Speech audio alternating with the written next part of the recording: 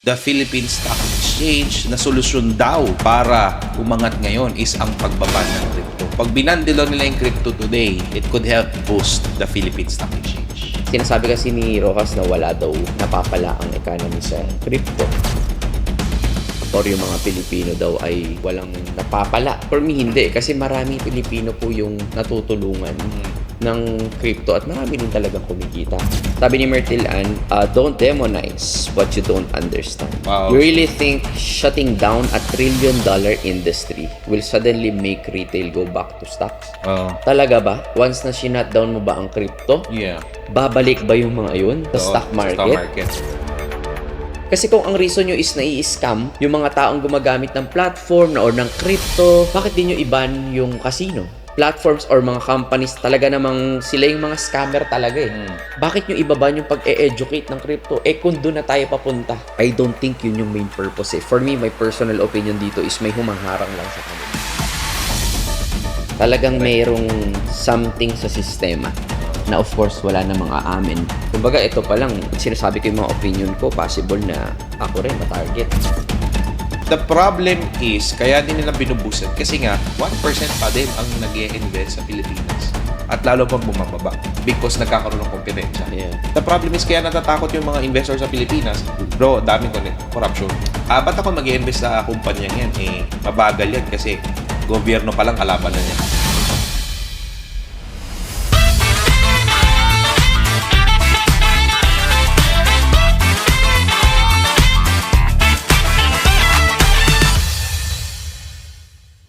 Hello guys! Welcome mga ka-TP. Welcome sa Traders Podcast, Traders PH. And of course, this is the first time na magpa-podcast tayo here. And meron tayong number 1 na bibinyagan po itong podcast na ito. Of course, pakilala ka naman, brother. Hello guys, kamusta kayo? What's up mga kabit? Of course, Marvin Favis here. And yan, thanks for having me, brother. Dito sa yung napakagandang studio, no? Yun. Dito sa Cozy. TP, Traders Podcast. Ayan, excited ako na ako yung unang guest mo rito. Diba? Bibinyag, bro.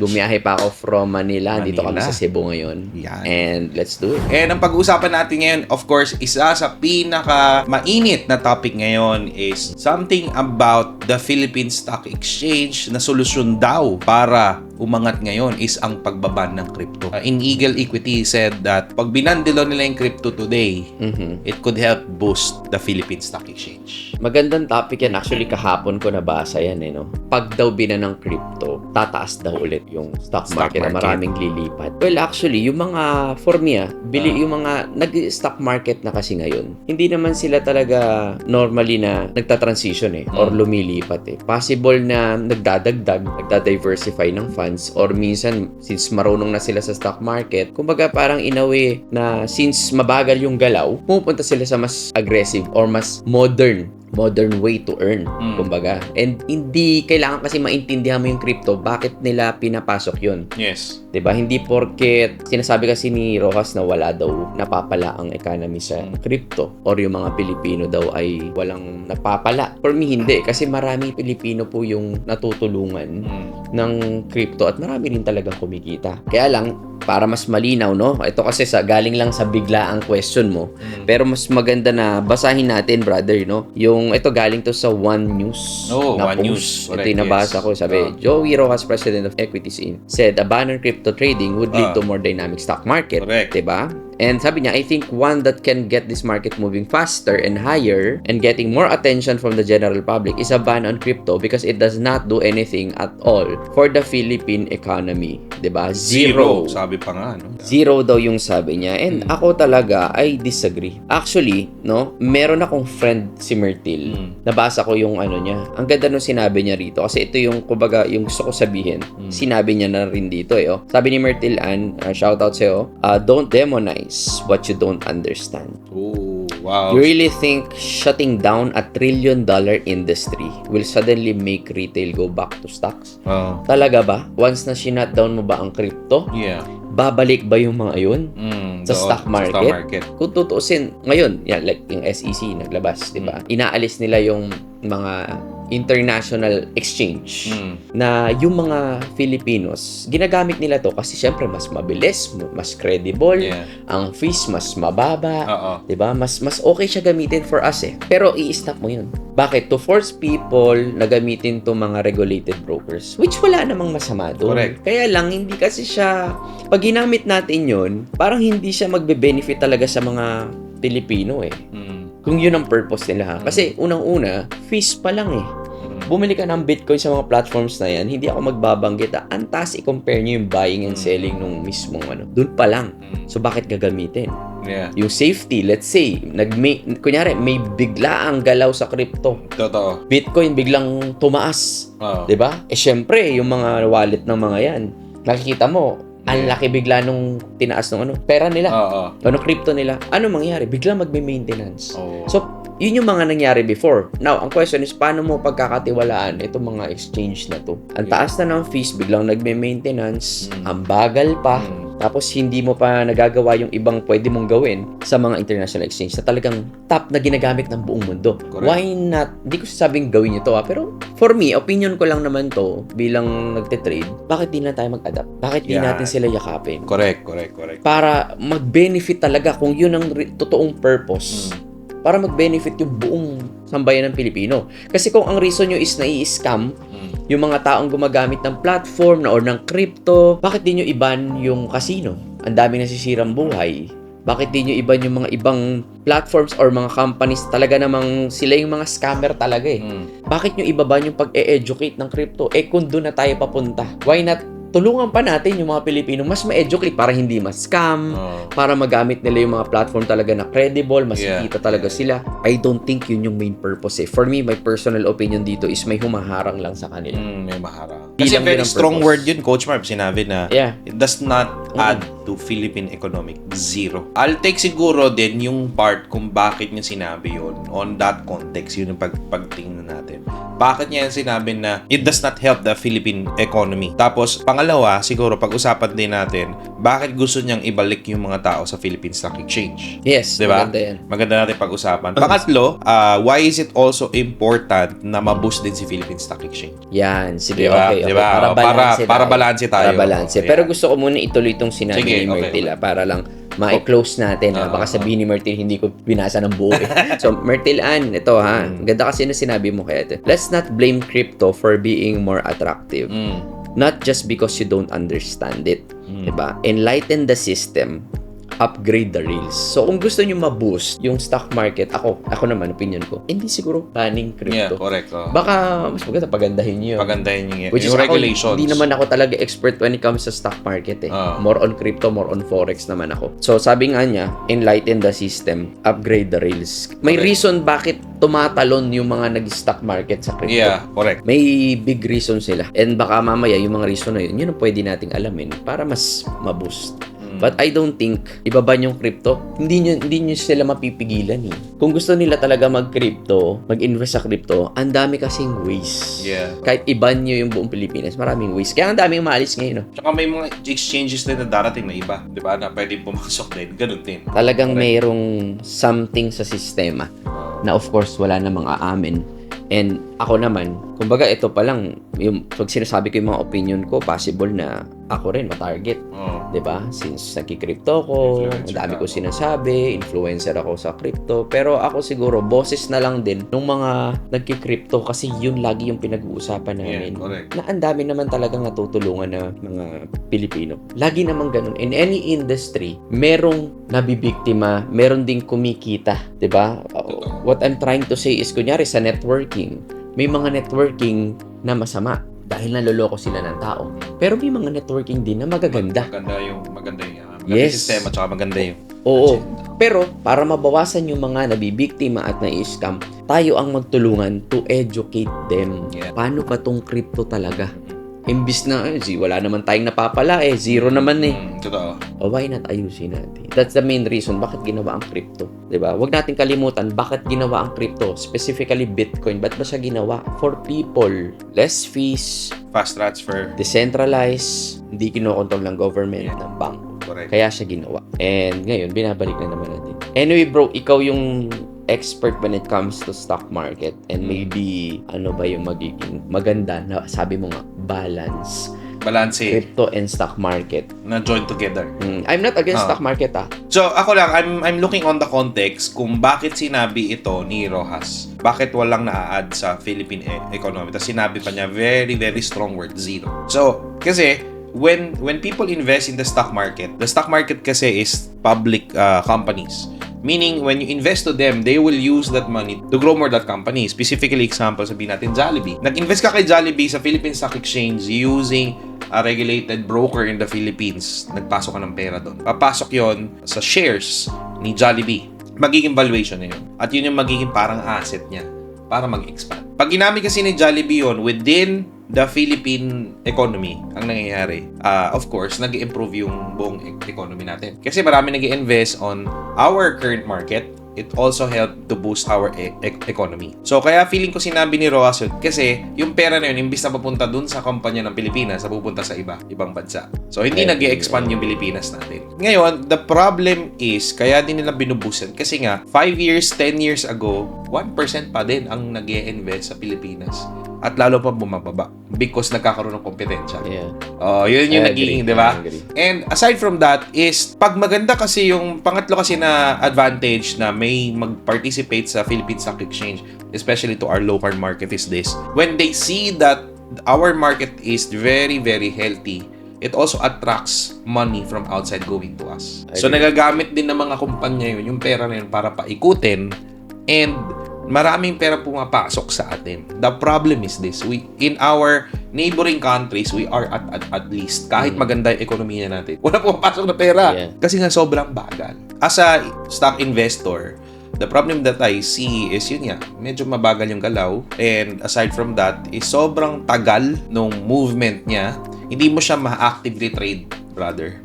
Compare sa crypto that you can do leverage na mabilis, papahiramin ka ng margins. Wala tayong ganun eh. So that's one of the main problem na nakikita ko na, sabi niya, it does not help the Philippine economy. But to be honest, hindi naman natin kasi deserve din yung ganung klaseng platform, yung ganung klaseng industry. Kasi nga sobrang ang daming humaharang, tama ka. If as a trader, I rather really opt to go outside and look for that. But Philippine Stock Exchange still has a role to play for long-term investing.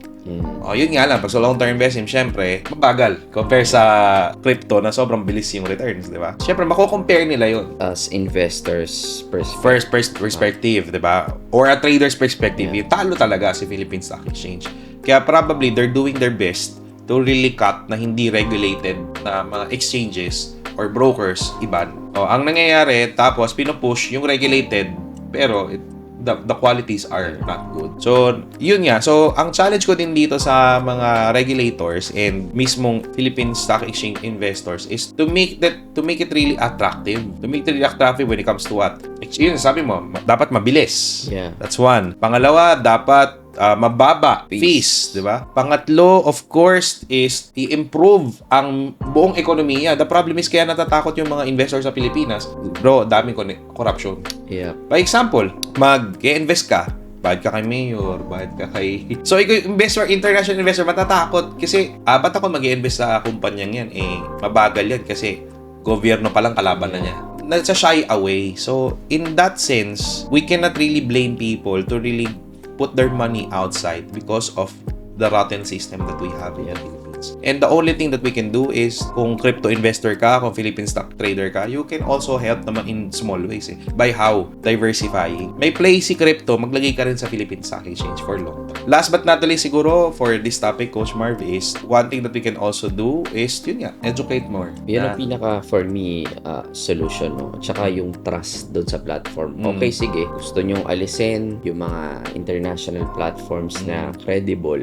Maybe kailangan ulit mag-build ng trust because marami talagang traders or maraming investors na medyo nasira yung trust because of experiences before. Pag may mga big pump sa market, hindi nila bigla ma-withdraw. nag-maintenance, hindi ma-withdraw. So, natatakot sila. And kung kayo, itetest nyo ngayon na bumili kayo ng Bitcoin sa platforms na yan, try nyo i-sell. Tingnan nyo kung gaano kalaki agad ang lugi ninyo. So, bakit? Why? Di ba? Bakit sobrang laking pako? Bakit sobrang laking ganun, no? Para siguro para may maintindihan ng mga audience, parang example, bibili ka ng dollar, di ba? nagpapalit ka sa airport versus nagpapalit ka sa malapit Sa labas, money changer. Yung local natin, para kang sa airport nagpapalit ng dollar, ganun kamahal. Ganun siya kamali. Diba? Oo. Tama ba? Oo, again, I'm not against stock market because meron din naman akong investment dyan. Nagtitrade din ako ng forex, nagtitrade din ako ng crypto. Ang akin lang naman is stick tayo dun sa issue, hindi yun yung solusyon. Yeah. Help us kasi wala naman ding magagawa yung mga talagang marunong na sa crypto. Magki-crypto yan kahit anong Gawin niyo. maraming ways. Yeah. Sobrang daming ways. Yeah. Feeling ko, Coach Ward, kinokontrol lang naman nila. Sobrang bilis siguro ng labas ng pera ba? Yeah, And kasi then, last year lang, ang pumasok sa Pilipinas sa cryptocurrency is worth $40 billion. Siyempre, wala na pala ang government dun. So, willing naman tayo na, sige, kumita government. Pero, ano yung government? anong ginagawa ng Ano ba ginagawa ng government? Yeah. Yun lang. Yun yan. Diba? Which is, ayoko na sabihin, baka bigla akong damputin bukas.